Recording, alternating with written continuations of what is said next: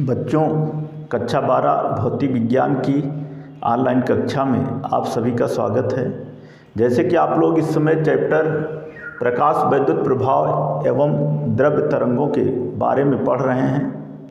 इसके पहले की वीडियो में आइंस्टीन का समीकरण क्या है, आइंस्टीन के समीकरण के आधार पर प्रकाश वैद्युत उत्सर्जन के नियमों की व्याख्या कैसे होती है, इस वीडियो के पहले हम उसमें इस टॉपिक को बता चुके हैं।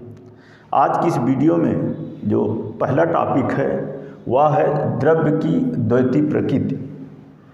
द्रव्य की प्रकृति द्वैती होती है, स्पष्ट कीजिए। तो होता क्या है कि प्रकाश की कुछ घटनाओं जैसे परावर्तन, अपवर्तन, व्यतिकरण, विवर्तन एवं ध्रुवण पर किए गए प्रयोगों से प्रकाश के तरंग प्रकृति की पुष्टि होती है, जबकि प्रकाश की कुछ अन्य घटनाओं जैसे प्रकाश वैद्युत प्रभाव, क्रॉम्पटन प्रभाव पर किए गए प्रयोगों से प्रकाश के कण प्रकृति की पुष्टि होती है। इस तथ्य के आधार पर डी ब्रॉगली ने तर्क दिया कि जब भी कोई द्रव्य कण गतिशील होते हैं तब वह तरंग की भांति व्यवहार करते हैं, क्योंकि द्रव्य और ऊर्जा ब्रह्मांड की दो ऐसी आधारभूत भौतिक सत्ताएं हैं जिनके अभिलक्षण समान होने चाहिए। इसी अभिधारणा को ही द्रव्य की द्वैती प्रकृति कहा गया। यही अभिधारणा जो है वह द्रव्य की द्वैती प्रकृति कहलाती है। अगला टॉपिक है द्रव्य तरंगें। द्रव्य तरंगें, द्रव्य तरंगें। डी ब्रॉगली के अनुसार जब भी कोई द्रव्य कण गतिशील होता है, जब भी कोई द्रव्य कण जैसे इलेक्ट्रॉन, प्रोटॉन आदि गतिशील होता है, तब वह तरंगों की भांति व्यवहार करता है। द्रव्य कण से संबद्ध इन तरंगों को ही द्रव्य तरंगे कहते हैं। आइए इसको लिख लेते हैं। डी ब्रॉगली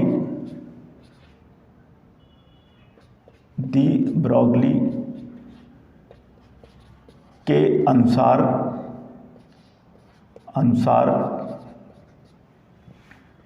जब भी कोई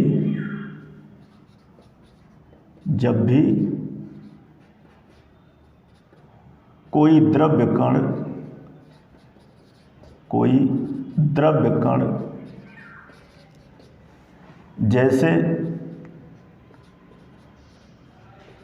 जैसे इलेक्ट्रॉन, प्रोटॉन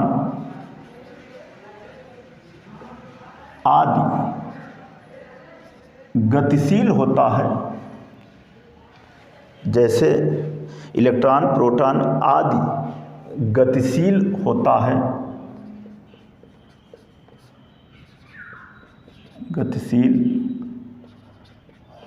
है,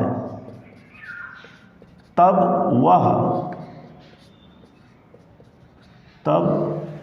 वह तरंगों की भांति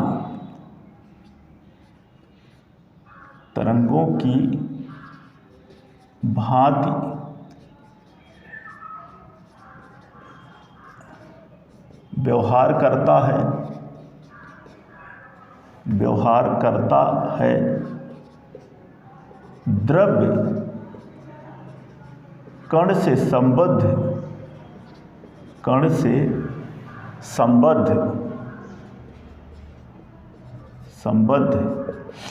इन तरंगों को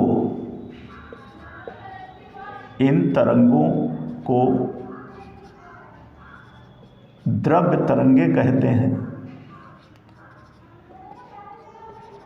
द्रव्य तरंगे कहते हैं। कहते हैं। हमने कहा कि डी ब्रॉगली के अनुसार जब भी कोई द्रव्य कण जैसे इलेक्ट्रॉन, प्रोटॉन आदि गतिशील होता है तब वह तरंगों की भांति व्यवहार करता है। द्रव्य कण से संबद्ध इन तरंगों को द्रव्य तरंगे कहते हैं। तो यही है द्रव्य तरंग की परिभाषा। तो अब आप अगला टॉपिक देखिए, डी ब्रॉगली तरंगदैर्घ्य के लिए व्यंजक। अगला जो टॉपिक है इस चैप्टर का वह है डी ब्रॉगली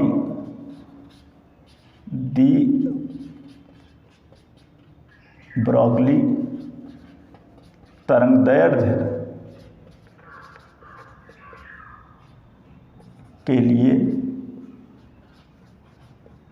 व्यंजक।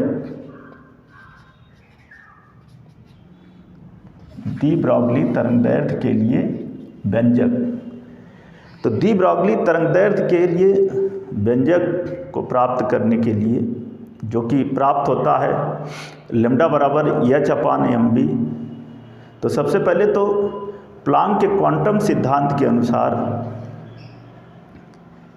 न्यू आवृत्ति के फोटॉन की ऊर्जा कैपिटल E बराबर hν और आइंस्टीन के सापेक्षिकता सिद्धांत के अनुसार ऊर्जा कैपिटल E = mc²। इन्हीं दो समीकरणों की मदद से हम प्राप्त करते हैं।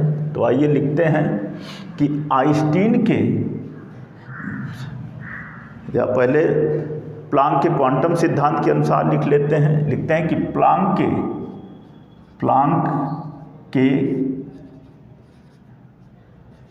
क्वांटम सिद्धांत के अनुसार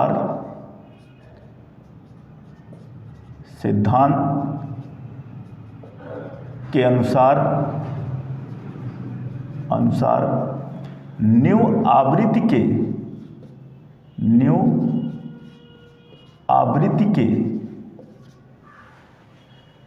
प्लांक के क्वांटम सिद्धांत के अनुसार न्यू आवृत्ति के फोटॉन की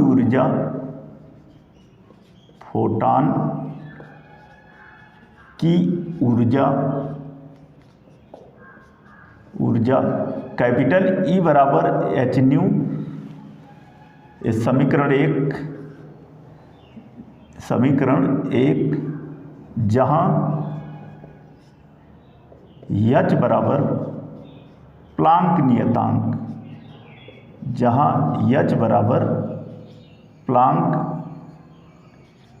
नियतांक। तो प्लांक के क्वांटम सिद्धांत के अनुसार न्यू आवृत्ति के फोटॉन की जो ऊर्जा है वह कैपिटल E बराबर hν। आगे इसी में आइंस्टीन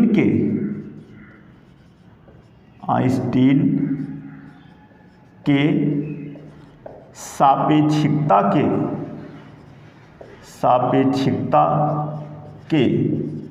सिद्धांत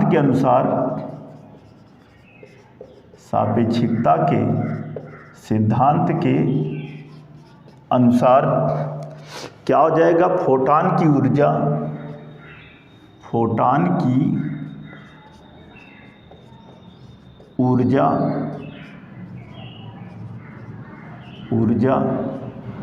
क्या होगा, कैपिटल E बराबर mc²।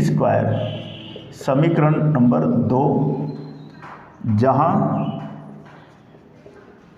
c बराबर प्रकाश का वेग। अब समीकरण 1 व 2 की तुलना करने पर यहाँ लिखेंगे समीकरण 1 व 2 की तुलना करने पर जब 1 व 2 की तुलना करेंगे तो होगा क्या, हो जाएगा mc² बराबर hν अथवा m बराबर hν/c²। इसको मान लेते हैं समीकरण नंबर 3। अब फिर आगे, अतः फोटॉन का संवेग, अतः फोटॉन का संवेग P बराबर mc, P बराबर mc। समीकरण 3 से यम का मान रखने पर, यम का मान रखने पर, जब यम का मान रखेंगे तो होगा क्या, हो जाएगा P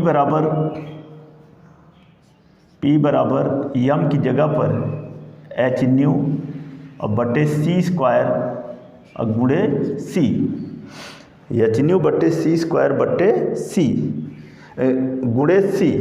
अब इसके आगे क्या होगा, हो जाएगा अथवा P बराबर, यहाँ C से C कटेगा, हो जाएगा एच न्यू और बटे C, फिर परंतु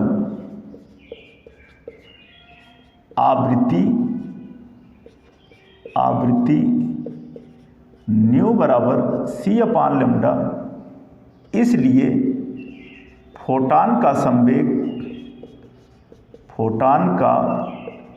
संवेग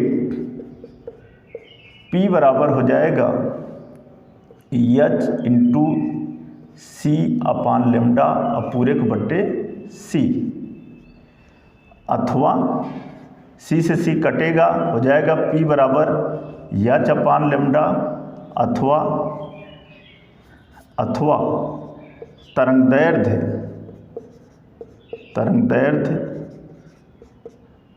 लेम्डा बराबर H अपान P। तो ये डी ब्रॉगली तरंगदैर्घ्य का व्यंजक ये हो गया, जो कि जिसको हम समीकरण नंबर 4 मान लेते हैं। अब यदि कण का द्रव्यमान m और वेग v है, यदि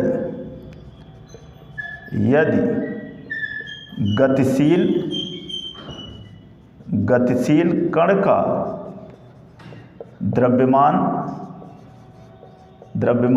m और वेग v है, तब कण का संवेग P बराबर mv। तो अतः समीकरण 4 से क्या हो जाएगा, हो जाएगा तरंगदैर्घ्य लेम्डा बराबर H अपान mv, H बट्टे mv। समीकरण नंबर 5। यही समीकरण 5 जो है वह डी ब्रॉगली तरंगदैर्घ्य के लिए व्यंजक है। यही डी ब्रॉगली